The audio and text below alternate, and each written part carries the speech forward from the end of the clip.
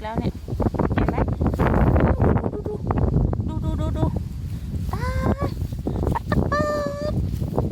ตายเล่น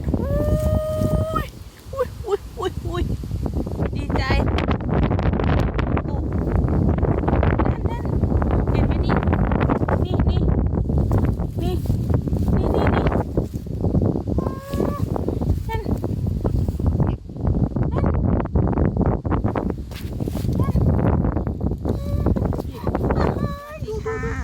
วันนี้มาเก็บเห็ดนะคะตอนฝนตกเนาะก็เลยเอาที่เสื้อกันฝนมาด้วยนะคะหนาวด้วยนะคะแล้วก็ลมแรงด้วยนะคะไปดูกันเลยค่ะว่ามีเห็ดหรือเปล่าเนาะค่ะไปดูเลยจ้าตกด้วยนะคะ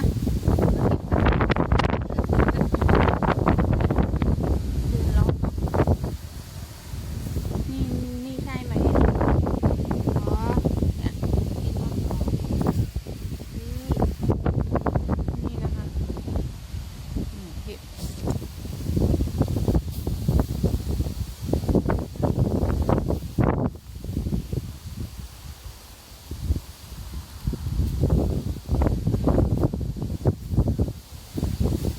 เดินเลาะดูนะคะเดินเลาะดูเรื่อยๆนะลมแรงมากเลยนะ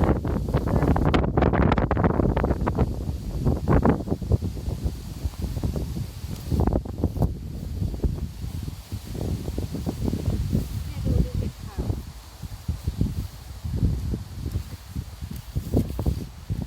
เหยียบเลยดูดิเห็นไหม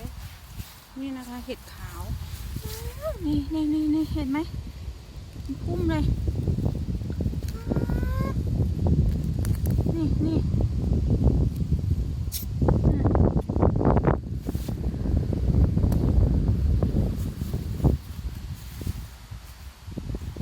่เห็ดอะไรอ่ะนี่กินได้ไหมอ่ะกินได้เหมือนกันแต่ไม่เข้า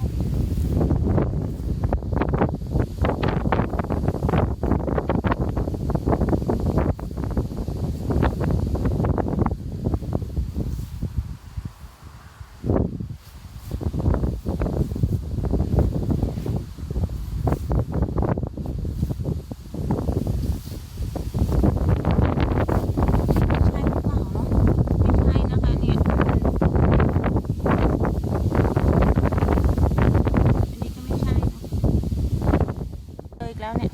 เห็นไหมดูตา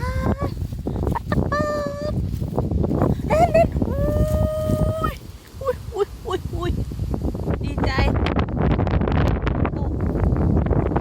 นั่นเห็นไหมนี่ดูนี่เนี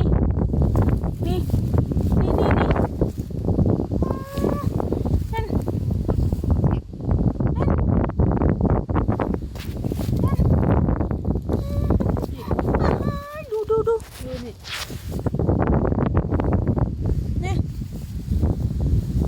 เห็นไหม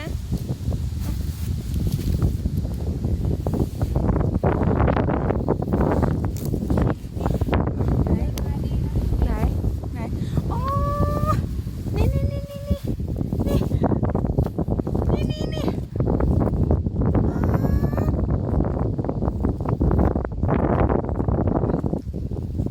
ต้นเล็กต้นน้อยเอาให้หมดเดี๋ยวเราไม่ได้มากิน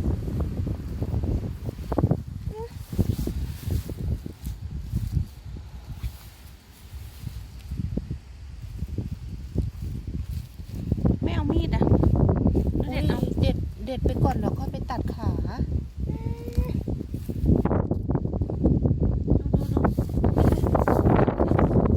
อาให้หมดหนาวด้วยนะเนี่ย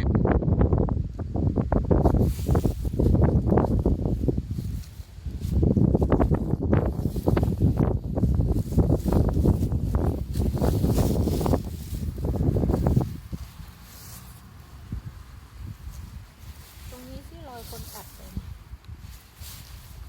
นี่เจออีกแล้วนี่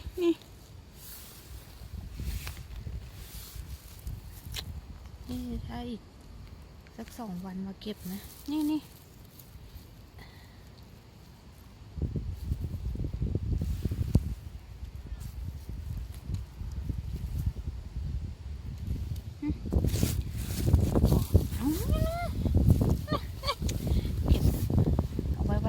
อ้ย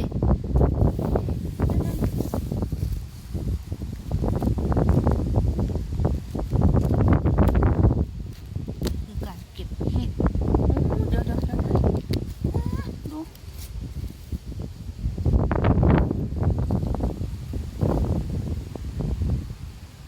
ลมก็แรงนะคะลมแรงมากไม่ได้ใส่ถุงมือก็นี่นี่กำลังขึ้นเลย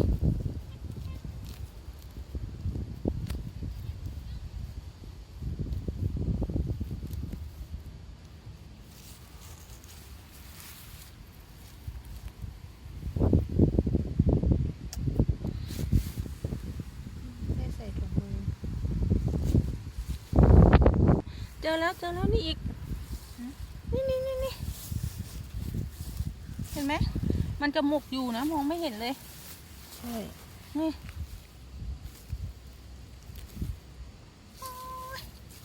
ดูสิ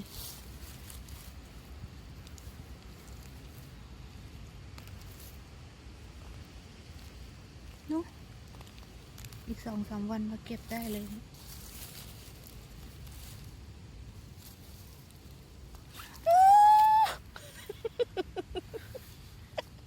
ดีใจตะโกนเรียกดีใจเห็นเห็ดโอ้ไปเอามีดมาไปนี่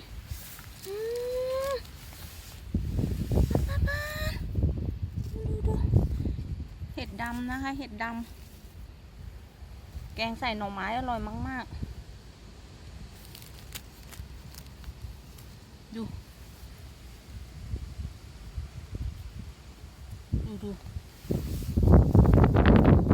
ลมก็แรงหนาวก็หนาวมาเก็บเห็ดมาเกะเห็ดตอนฝนตกโอ้ย มาพูดภาษานั้นกันนะคะ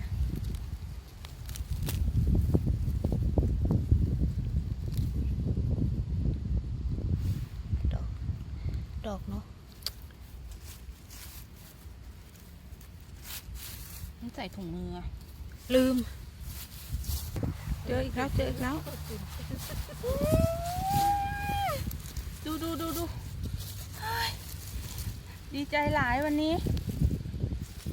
ดีใจมาก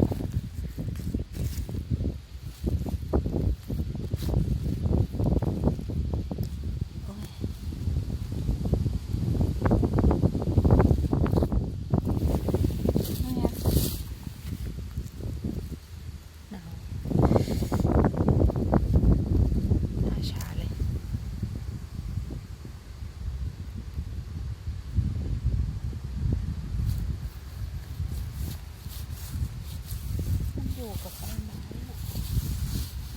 หัว